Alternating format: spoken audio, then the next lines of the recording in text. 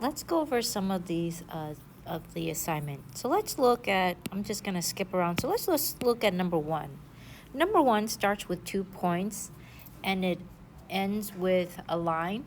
So it is the 2-point postulate. So we're going to write that down. It is the 2-point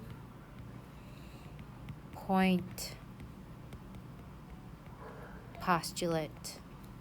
Okay, let's go skip down at either 3, 4, 5, and I know there's a 7 and 8, so we'll go over a couple of these.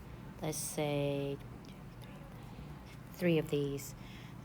Let's do the first 3. So line point postulate. A line point postulate basically states that in a line it contains 2 points. So so in the diagram we see that there are points J and K are on the line, and it's actually line Q.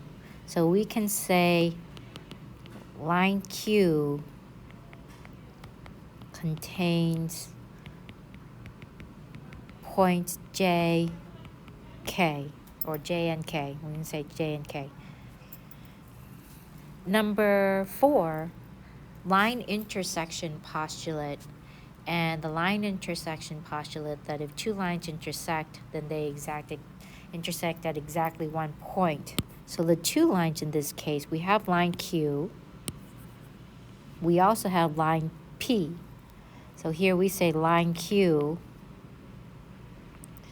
and line P intersect and it intersects at this point H, at point H. Then number 3, the 3-point postulate. A 3-point postulate says if there's any 3 points, then they lie on, must be on a plane. So the name of this plane is actually plane M. So we can say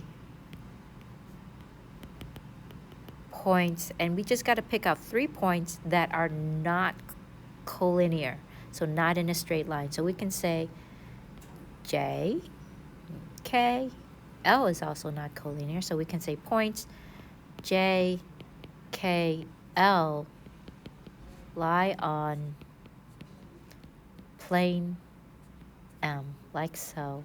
Try to finish off the rest. Have a good day.